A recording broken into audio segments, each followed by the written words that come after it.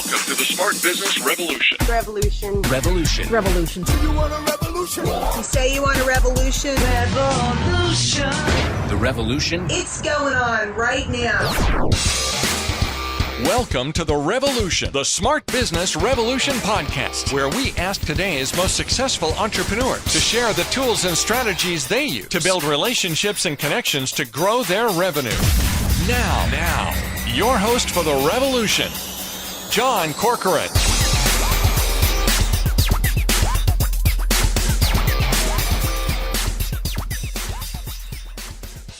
All right, welcome everyone. John Corcoran here. I'm the host here. And, every week we have great conversations with CEOs, founders, and entrepreneurs of all kinds of different companies and organizations. Go check out our archives. We've got the CEOs or founders of Netflix and Kinko's and YPO, EO, Activation Blizzard, Lending Tree, and many more. I'm also the co-founder of Rise 25, where we help connect B2B business owners to their ideal prospects. And this is part of our top agency founder owner series, where we talk about some of the cutting edge work that digital agencies are doing today, especially in light of the pandemic.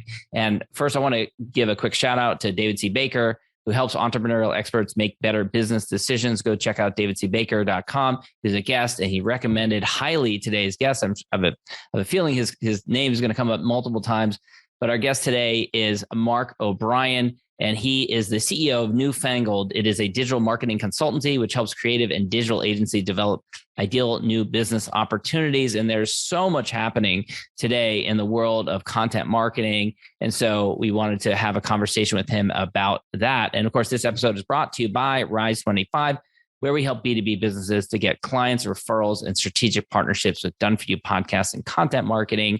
Go check out rise25media.com. Lots of resources for you to check out there. Maybe not quite as many as Mark has on his website, which is a fountain of knowledge. So go check that out. But Mark, great to have you here today. And I one of the critical experiences in my background is internships, like free labor, and it was such a great experience going out and being an intern. And we could have a longer conversation about the pros and cons of that whole system, because many privileged people get to do it.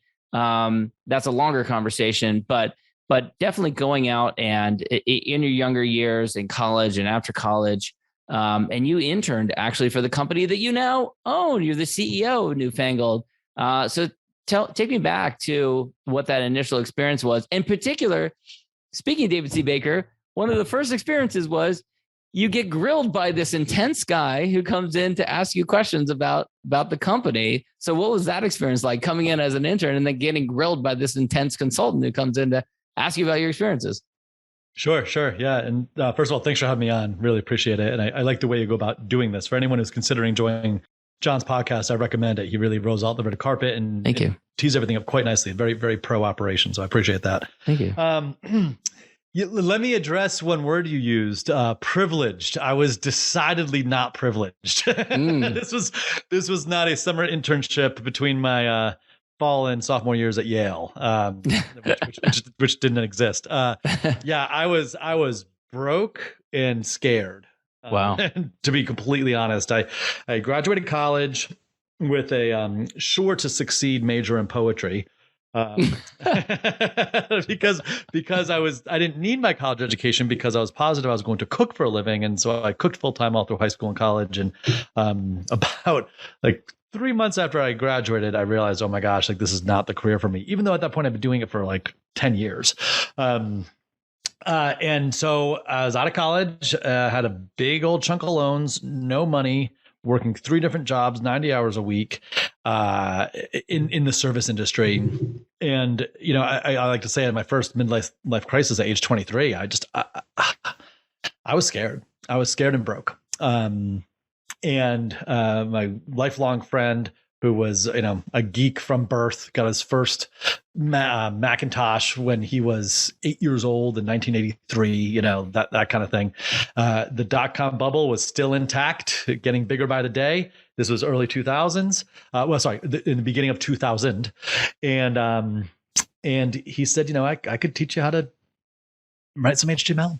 And so he did. And then I started looking around for a job. And he even pointed out that we lived in Providence, Rhode Island at the time. And there was a sign that said New England web design. And I was like, oh, that looks interesting. And I looked it up. I couldn't find anything. The next time I walked by the sign, I said, oh, it doesn't say New England. It says Newfangled. They're like, okay. So then I went to the Newfangled site and I spent like an entire afternoon running this ridiculously long contact form, basically just begging for a job. Anything. I'll work for free. Anything, I'll just let me in. And that was my thing. That's how I got jobs back then. It's a really effective tactic. And so again, they needed help. It was about as hard to find a developer then as it is now. Really oddly similar circumstances 20 years later. And he offered me $10 an hour, and my heart like shot through the roof. I couldn't believe it. $10 an hour, and I could work as many hours as I wanted to. I just won the lottery. And so I walked around town and quit all my jobs right then. I walked out the Newfangled door and walked to every other job I had, that level 3, and quit. Started at Newfangled that Monday and was thrilled. I was overflowing with love and excitement and hope on that first day, and I still am. I still am. And was it just you were excited about what was happening with the explosion of the internet and websites and things like that, and that just what got you excited about the industry? To be honest, no, I didn't care about any of that. That's a very honest answer. It was the $10, just the $10 an hour. I was excited at the opportunity for a real career. I've been working in restaurants for a long time. I don't know if you've worked in restaurants, but I have. And I was in the kitchen. I was not making a ton of money on the front. Not glamorous at all. You know, these are before the days of Food Channel and stuff like that, which kind of made it glamorous. Right. Yeah, exactly. It was. I learned so much. I'm so glad. I'm thrilled I did it. I'm thrilled that there was a real sense of desperation I had in my early 20s because the road did not look good. And so Newfangled was it was a job, a good job in a really interesting industry. So I didn't know enough about the industry to be excited about it, but I knew like there's a wide open world here, and I've got nothing in front of me but learning, and that's really exciting to me. Right? Yeah. There's no end to the learning I can do here. And I started as a coder, right? An HTML guy. And so, yeah, to your point, what you teed up there, a month after I got hired, David C. Baker was brought in. He went by David Baker then. And by the owner, Eric Holter. He hired David for his Total Business Review, which is still his flagship service all these years later. And back then, what David would do is he'd fly to the office and he'd sit down in a private room and interview everyone individually. So you're kind of like Office Space, which is, Two Bobs is named after, his podcast is named after that, Office Space, the two consultants in Office Space. And it was very much like that, where like the consultant has you in a room and everyone comes out and they're just like, they're sweating and yeah, they're like, you don't know what just happened, but it wasn't good. And so I go in and sit down and I just don't know anything. And so we talk for a little bit. Pretty cool that I met him, pretty much my first 30 days in this industry. But I had no idea who he was. Didn't really care, but I took it seriously. And the next day, half the company got fired. Oh, wow.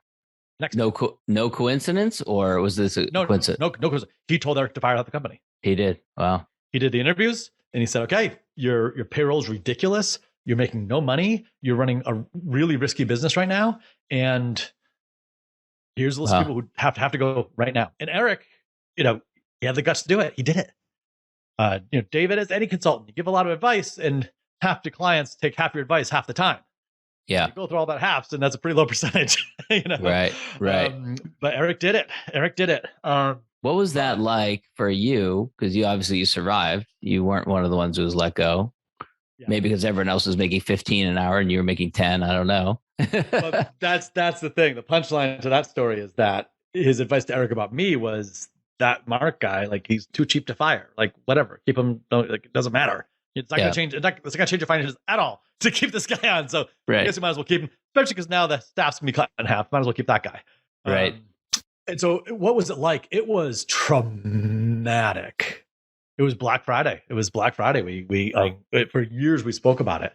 It was a really rude awakening, because here I am so hopeful and excited about what I fully believe is the rest of my life. I felt like I got a complete lease on life. I was so excited. And then all of a sudden the organization I worked for radically changed, like a wave of a hand, basically, for all good reasons, but reasons I could not understand at the time at all or comprehend. And I think that was really healthy for me because I realized, okay, like, got to earn this. There are no blank checks here. I gotta hustle. I gotta perform. And so it lit a fire under me, but it was a very, very traumatic event. One of my closest allies in that time was a guy named Dave Mello, who still is our CTO, and he started when he was 17. He's 5 years my junior, and he was a great help during that time. But we were both pretty scared. Yeah. How does a company recover, culturally after something like that happens? Eric was always so great with the culture. We were a really tight group, and he treated it like, this is a cliche, but he really did treat it like a family. And he so valued work-life balance and really respected that. And we had a lot of fun together. All of us loved coming to work each day. We're especially after the firing, we're a pretty small company. I think there were 6 or 7 of us left, not many. And it brought us together, right? Okay, we're the crew and there's a lot to do. And like, let's team together and make it happen. And so it was quite bonding. And that was 2000. And so then the bubble burst. Yeah, because it's kind of an odd time, because if you look at like the S&P 5,000 or 500, whatever it is, shows how much I know about finance. But if you look at it, I think that March or April of 2000 was technically like the peak of the stock market, and then it started to go down from here. But it sounds like it didn't affect you guys quite yet. And then 9/11, of course, happened. So right, yeah, that affected us. Yes. Yeah. So I was hired in June of 2000. David came in around July of 2000. And things didn't get any easier. And it's really good Eric did let those people go, because otherwise he would have burned through all the savings. And then when that hard times really hit, it would have been done. Wow. Wow. So again, like, sobering lesson, great early lesson to get, like the mortality of a business. Although oddly enough, I didn't really truly understand the mortality of Newfangled until 10 years later, 2010. We'll get to that later. So then 9/11 happened, and it was a tough time. We were a lean machine, holding paychecks, hoping we got enough money to get paid each month, that kind of thing for a good number of years. And Eric, was just a steadfast leader. Provided all of us with hope. We all stayed. Like, we had like no turnover. Everybody stayed. Everybody stayed. And again, we're just in it together. It was a wonderful time. Well, there wasn't a lot of job hopping after 9/11. That was a period of time where people were, staying put if they had a job. Yeah. Right. Yeah. We all wanted Newfangled to succeed. That was our mission. Yeah. A wonderful time. It was, like salad days, right? No one was making much money. I eventually made more than $10 an hour, but it was years before I hit 35K. Years. Wow. Years. Wow. Yeah. So, it was glorious. I loved it. Absolutely. I mean, wouldn't change a single thing about it. It was amazing. So a couple of things happens. There's a couple of kind of key pivotal points here. There's the big firing, Black Friday, as you mentioned. There's 9/11. There's the bubble bursting. And then you've been there for a couple of years. By 07, 08, you're getting to a position of possibly acquiring the company. How did that come about? And I know David C. Baker was involved in that as well. And then also we have the financial crisis that hits around that time. Yeah. Yeah. Just hopping from crisis to crisis. Right. And I can't imagine you're socking away a lot of your $30,000 a year to buy the company. So how that happens, I don't know. Exactly. Yeah. So yeah, real quick jump to connect the dots. I moved down to North Carolina. So I was the first one to leave Southern New England. At that time, we were a local company. We did website development in partnership with agencies, like in a 30-mile radius. Like, we were local. Like, Boston was as far as where to go. And so I decided to move down to North Carolina. I desperately wanted to keep the job. Eric, being great, said, sure, but if you're going to go down there, might as well knock on some doors. Maybe we can get some business down there. It's like, okay, great. And so I moved down here in 03. And up to that point, I had been like a dev guy. I was doing sysadmin, I was doing programming, I was doing, that kind of stuff. And I liked it. I was our worst developer. I knew that. I wasn't as good as the other guys. I was brand new to it still, really. But I really liked it. And I was good enough. And started knocking on doors. And pretty quickly, Eric and I both realized, that's what I'm good at. And Eric never liked doing that. He wasn't a sales guy. None of us were ever sales guys. We didn't, that wasn't our thing. We were coders, right? But I found out accidentally, I'm actually a sales guy. And so things started changing really quickly around that. I came down here. We realized together that, okay, sales is my thing. And so I started doing more and more and more of that and really enjoyed it. And our fortune started to change, which was amazing. And so in 2004, once we saw traction, he made me president. Wow. So like 3-4 years from intern to president. Yeah. And you know why? It's because of sales. Isn't that funny? It's all about sales, right? I didn't know at the time.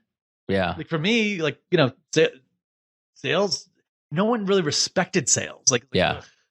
I took poetry. I was an English major in college. It's amazing the parallels, food service, all that kind of stuff.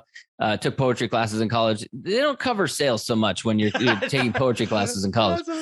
Well, in fact, my mentor, I've been blessed with great mentors. The guiding light in my life has been mentors. And blessed is the right word. It's overused, but blessed is right. Like the powers that be have just put the exact right people in front of me at the right time and saved me so many times. And one of them is my poetry professor, Forrest Gander, who now has a Pulitzer. Wow. It's amazing. He's a wonderful, wonderful guy, great poet. And he was my mentor in school on a personal and scholastic level. And I remember one particular night, he was the cool professor, so we wouldn't have class in class. We'd get together at the students' houses and we'd have wine and it'd be at night instead, that kind of thing. And we idolized him. All of us idolized him. And I vividly remember we're sitting around in some junky college living room for class one night, and he's like, "Listen, in terms of career advice, y'all can do whatever you want, and really, you've got all the opportunity in the world. But the one thing you can never ever do, and I want you to promise me, never get into sales." It was the one thing. He mandated it. You may not become a salesperson, no matter what. That's funny. Anything else. And there I am. Okay, here I am, the sales guy. But the difference was sales, right? From intern to president, because if the money's not coming in, the gig's up, right? And for whatever reason, our chief designer officer, Chris Butler, said this a certain way years ago. When I talk, people tend to open their wallets, right? That's just, I'm not trying to do that, but just that's my gift. I build trust or whatever it is, and I tend to be good at, making people feel okay about investing in Newfangled, and that's been my deal the whole way through. And so, we started making money. And that was a big difference. And so, he made me president, and he gave me a lot of rope. I mean, he was a very hands-off leader in that way, and let me do a lot. And I just ran with it. I was thrilled to run with it and proud to run with it. And so, and who that's a whole new set of challenges, like managing people and things like that. So who were you learning from? I mean, you're probably in your mid 20s or late 20s at this point. At this point, I'm 27. Yeah. From Eric, he had tons of advice. He had been doing this for a long time. He's been doing this for, I don't know, maybe 10 years or so at that point. And then we were learning. We collaborated a lot. We learned as we did it, right? We just kind of learned as we went. And but he was a wonderful, wonderful, wonderful mentor to me. Yeah. And then at what point does someone say, "Hey, you want to buy the business?" How did that conversation come up? So he just gave me as much leeway as I wanted, and I ended up taking everything up. I was kind of running the business, and I was running the business, and he'd come to me and say, "Hey, I had this idea over the weekend. Let's do this thing." And I kept shooting him down, okay, good idea. We can't do that thing because we still have to get good at this thing, and we just talked about these 5 things we have to do down that road, and we can't go on a new road yet because we really have to stick to that road. And each time he'd say, "Okay, yeah." But he was frustrated. He's an entrepreneur. He's got ideas. He wants to go, and I'm a different kind of entrepreneur, I guess. I like to dig in deep and just make this thing great. But he loves creation, the creative stage. And so we were at odds there. And he decided, okay, I'm not really terribly satisfied, so I'm going to hire David C. Baker, who still wasn't David C. Baker yet, it was still David Baker. And David at the time offered a thing that we jokingly inside Newfangled called consulting, right? So you could hire David to consult you on how to become a consultant, right? Okay. Yep. So Eric went off to do consulting, and when he went to Nashville where David lives, or lived at the time, and basically to develop a new offering, it sounds like, because you're mostly doing websites at this point. Whole new thing that Eric wanted to do. Eric would have like just free reign to do whatever he wanted. I couldn't tell him no, right? Which is good. Like I supported it. It was great. Right. Great idea. First day in Nashville, he's sitting down with David, and David's like, all right, you have this company that you've had for 10 years, and I know the company pretty well because we work together, and like you want to do this thing, that's going to take a ton of time. What's up with Newfangled? Like who's running Newfangled? And he's like, oh, Mark's running Newfangled. And I was like, okay, what does Mark do? And he enumerated the things I do. And he said, okay, here's the deal. This is really, really clear. When you get back on Monday, you're going to do one of two things. You're going to either sell the company to Mark or you're going to fire Mark. Those are your only two choices. Mark has way too much control. Mm. You've ceded pretty much everything to him. And he, if you wanted to, could put you in a very bad situation very quickly. Yeah. You know that now, right? Any one employee that has that amount of authority, control. Yeah. I know that now. Neither of us were, that was not all on our radar then. Right. And Eric jumped on the sale idea. Like he's like, thought that was amazing. And so this was like the first business day of January, 2008. And he said, let's get coffee. He's like, great. And sat down. He's like, you want to buy it? And I was, I don't know, and yeah, what's the price? And, we said, kind of probably around like last year times 1.1x around in that ballpark, got to work it out. Blah, blah, blah. And I'm like, well, I need to talk to my wife, but yeah. And so like over coffee, 20 minutes, we just like pretty much agree to do it. Took the entire year. But a lot happened that year. 2008. It was so brutal. And here you are, two guys who both intimately know this business, who completely, honestly love and trust each other, right? It couldn't be a more stable situation. I had zero money, so that's an issue. Yeah. Right. But what was holding it up? Well, just trying to figure out how to pay for this, right? Because in the first half of the year, a bunch of banks were interested. And then, by the time September came, I got that dried up. Possibility of that completely gone. Got it. So you can't get financing. No financing. Okay. Zero chance of financing. And Eric didn't want to do seller financing? He did. That's what ended up. Okay.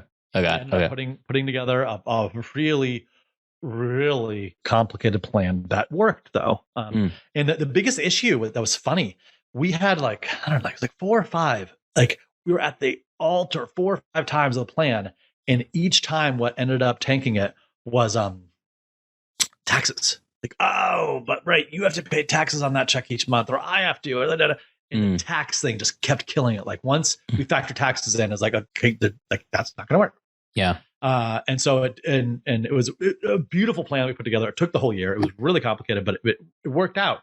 And the proof that it worked is that it worked, right? So January 2009, I'm the CEO. Eric's out, and he's still advising, and that's critical. But he's like meeting me with me 1 hour a week, and I'm running it. So that was cool. What did not happen to us in 2008 was we didn't feel any effects of the crash at all. Business was fine. It was fine. And so it probably made you feel a little bit more confident going into it. Because one of my questions was going to be, there must have been at some point where you're like, oh crap, I shouldn't do this because the market is crashing. And there were plenty of those moments, but I was in charge of sales. I had my finger on the pulse. Like I knew what was happening, in our little world, and it looked pretty good.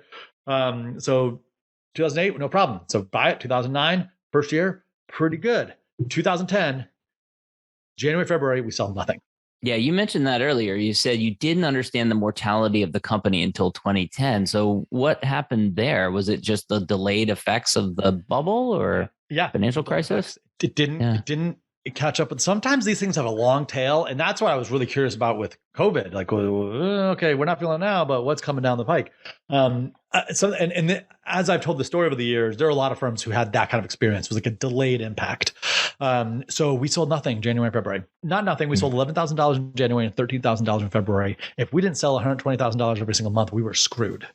2 months where we basically sold nothing. Wow. And so that's when I realized, okay, this whole thing could go away. And you imagine you're still paying on the business. I imagine it's still at this point. I'm 1 year into a 7-year deal. Yeah. I'm 1 year into a 7-year deal, and my house is on the line. Like it's like, wow. And I've got a baby. Scary. Like freaking terrifying. Yeah. Terrifying. And like that's when I earned my CEO wings. And who did you turn to? I turned back to the advice David had given us in 2000. So Eric immediately took some of David's advice, and we together had a plan to work towards his other metrics. He's got certain key metrics. You need to be 60% utilized. No more than 45% of your expenses should be taken up in payroll. You should be 20% profitable. Like all these numbers that were like so far out of reach for us in 2000, but we had a plan like, all right, if we just chip away at these, we'll get there. Never happened. Never happened. It was always a nice to have. We always knew we weren't like where we should be, but like, hey, we just keep going, right? And then when I realized, okay, we could lose this whole thing, that's when, all right. And I just spent a lot of time reworking all the finances and my understanding of what I think we could actually do in restructuring the business to be able to do those things while meeting David's metrics, which meant, again, letting go of a significant portion of staff. So you had to do layoffs again, except this time it's you doing the layoffs. It's me. What was that experience like for you personally? Yeah, I had a distinct memory of driving into work one day, and this is when like it's just so overwhelming, and you feel like you're buried, and there's no clear way out, right? And you're completely leveraged, like this. Like, a lot of employers are depending on you. This is their livelihood too. And I was driving in my really old Honda Accord and driving down this country road, and I was like, you know what? I'm gonna look back on this time fondly. Like it just, I didn't decide I was going to. It just hit me like a truth. Just hit me like I'm gonna look back and really enjoy this time. Look back on it and be grateful for it. And I am. Like that, like and I've seen this with other firms too. Whenever somebody else buys a business or takes control, like real control of it and transfers, like there's always a time when they have to show up, and it's a crossroads and it's do or die. Like that moment of truth happens, and it happened to me, and it completely changed my perspective. I learned an immense amount in a matter of weeks, and it worked. It worked. We started hitting those numbers within a few months. We like pulled out of the nosedive. We did go into a little bit of debt while I'm also completely in debt doing this buyout. But it worked, and we've stayed true to those numbers pretty much ever since. Wow. Amazing. Amazing. Yeah. And that was, so that we're talking about 2010 there. And then, we come flash forward to the pandemic. Right. And actually, in the meantime, in 2019, you went fully remote, which ended up being a really wise decision going into the pandemic. Yeah. So the next big touch point was 2015, where we adopted the EOS system traction, and we adopted the strategic coach program. Those two things at the same time. And through our early stage learnings in both those programs, a core element of EOS is this hedgehog concept that's taken from Jim Collins' Good to Great, which is what can you be the best in the world at? And we were web developers, but we were marketing focused. Like your mission and my mission is the same, generating business, right? Mm-hmm. That was our mission back then, but we did it through web development because for that 20-year period, the website was the hardest part of the whole thing, right? That was the mystery. That was the magic. And so we were good at solving that mystery.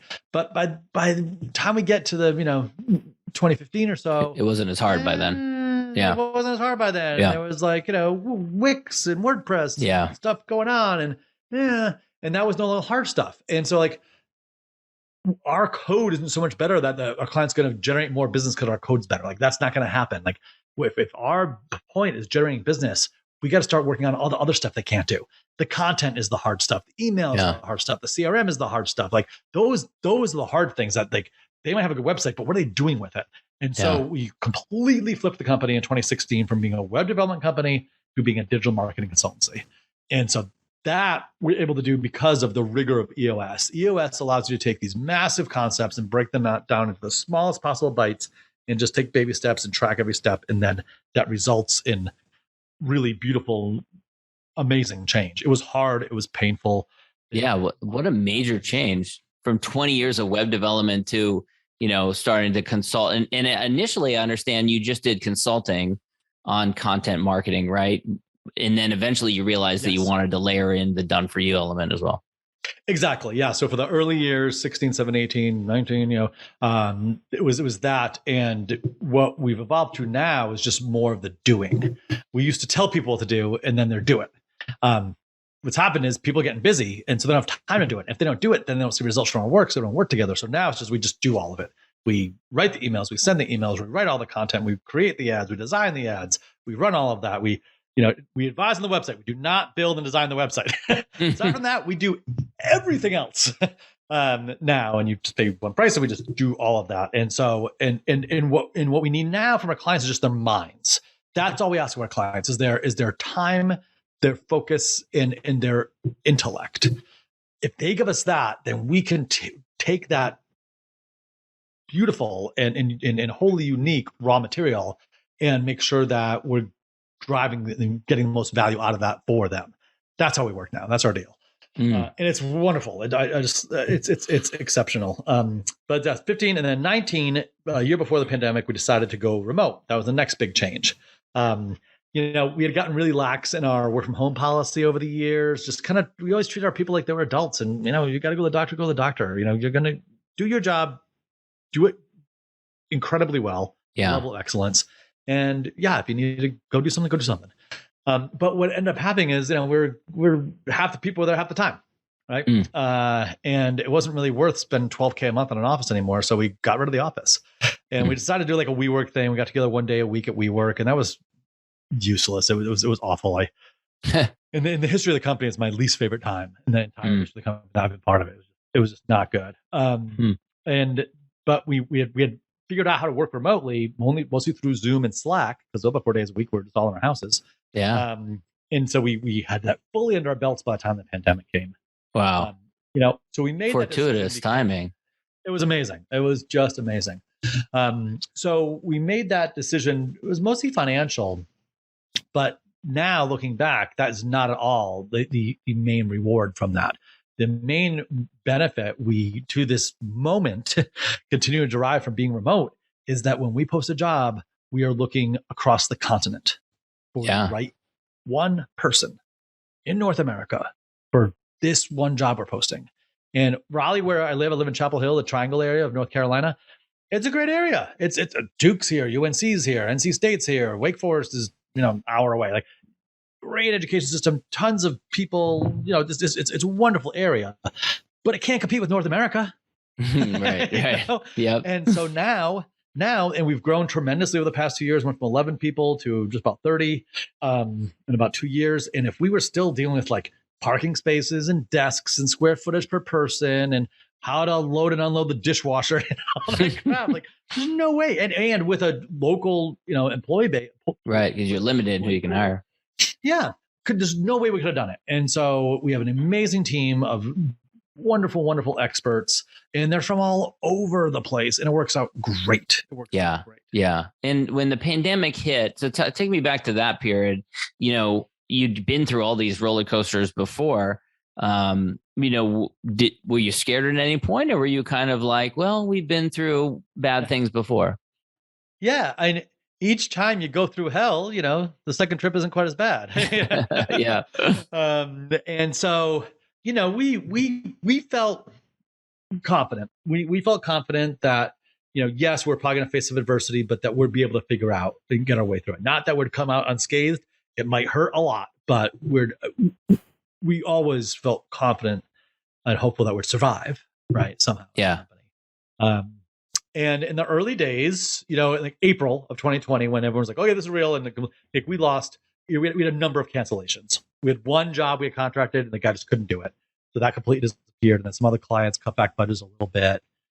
Okay, like, this is going to be every month for the next 20 months or what? That was it. That was it. And May was kind of quiet, and June, but then by the time we hit July, it was the opposite, because we do digital marketing. People can't go to conferences. They can't go fly and see a prospect. Like it's this. And so at the same time, the day the shutdown happened, it was like March 13th. It was a day when like everyone was like, okay, this is real. Yep. Driving home, Lauren and I were driving home from a Bureau of Digital event, owner camp in Charleston. And we had an interview with a candidate we were looking to hire to start a dedicated paid media department. An interview that day. We hired him, and he has had a massive impact on the company. Getting into paid media, we now have 4 full-time people in that, and that combined with everything else we do has just generated massive results for our clients. It was the missing link. Yeah, just paid media by itself doesn't do anything. Paid media the right way, the way this guy does it, and now the people on his team do it, with everything else we do, is just magic. Yeah, talk about that, because there's a lot of people that, some fall into the content marketing camp, some fall into the paid media camp, and they're kind of siloed and separate. Yep. So talk a little bit about your philosophy around kind of the bridge between those two. Yeah, sure. We were camp content marketing all the way. Since 2000, Eric started writing a monthly newsletter every month and poured so much effort into it every month, starting in 2000. So he was on that content marketing train very early, and we were staunch believers in organic SEO, and paid media is crap. Like, didn't believe in it. If there's one thing I could change, one thing in all of Newfangled that I could change, it was that. I wish we had gotten to paid media as early as possible. 2000, 2001, whenever. We were dead wrong. We were so horribly wrong about paid media. And yeah, gosh, I wish I could change that. But hey, I'm glad it happened when it did. But the timing, it happened the day that the shutdown happened. Wow. So we massively upped our game right when this happened. And Jason was able to very quickly start generating results for our clients by just like basically pouring get fuel on the fire, basically. Yeah. And so that was critical. And because we do what we do, and because of the changes we had made, we were sort of the right place at the right time. And that worked out really well. And you end up tripling during the pandemic. Pretty close. Wow. Amazing. Well, I know we're running out of time here, and I want to wrap things up with the question. This has been wonderful, really great insights and everything, but I want to wrap things up with the question I always ask, which is my gratitude question. I'm a big fan of gratitude. And if you look around at your contemporaries, so, others in your industry, however you want to define that, your peers and contemporaries, who do you respect? Who do you admire? You've mentioned David a number of times. Mm-hmm. You mentioned Eric, the owner, the founder of Newfangled. Yeah. So in the most immediate day-to-day sense, it's the clients and the employees, because that's how we learn from the clients. The clients teach us what is actually happening out there. We learn through all of we measure everything, and through their realities, we learn, and, we serve at their pleasure. Right. And so we are so lucky. I love that we get to work with creative and digital agencies. Those are our clients. That's incredible. They're such amazing people. And we work with wonderful firms. And so many of them become my closest friends. Like the fact that I get to make a living, and all of us get to make a living by serving people like that, is just incredible. And then the staff we have, I'm good at a little tiny thing, and we have 20 some odd other people who are great at their own silos. And all that put together is just so thrilling and enriching. And I could never be like a sole consultant, because I just get so much from the community of Newfangled. And so immense gratitude for both of those groups of people. Mentioned David Blair, someone who comes up all the time. Blair's a wonderful Blair Ends. Yeah. Learned a tremendous amount from him over the years. He's just a wonderful guy. He's been a great guide for me, and great support and everything else. Without David and Blair, my life would be very different professionally, but now more and more just really personally. But one guy I want to give a shout out to, and I think you should talk to have on the podcast if you haven't yet, is Carl Smith from the Bureau of Digital. I have, of course. That's how we first connected. Yeah. Carl is awesome. Has he been on the show? Yes. Mm-hmm. Oh, yeah. Great. Okay, great. Yeah. So Carl is just a real treasure. This week in particular, you're probably on his emails as well. I've just found myself being so grateful for how good he is at what he does. His job is really unique. He shepherds a massive community of lots of very different people. He does, yeah. And he's so good at it. Like, I could never do it as well as he does. And it's real, it's genuine, it's who he is. And he has a way of just being so relatable and supportive to so many different kinds of people in different situations all the time. And that's who he is day in, day out. I've seen him in all kinds of situations, personally and professionally, and it's just who he is. And I've just found myself this week in particular means really appreciative of the role he plays in this small world that we all occupy. He does do an amazing job of curate, and that is so hard to curate a community and keep it vibrant and engaged and all that stuff. He does an amazing job with that. That's a great shout out. Mark, this has been wonderful. Newfangled.com is the website. Where can people go? Anywhere else that they can go to check you out, or is that the place to go? That's the place to be. That's the place. Newfangled.com.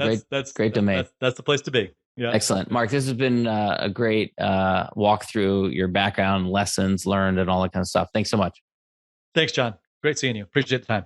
Thank you for listening to the Smart Business Revolution podcast with John Corcoran.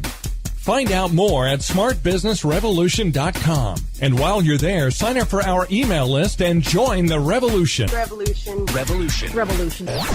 And be listening for the next episode of the Smart Business Revolution podcast.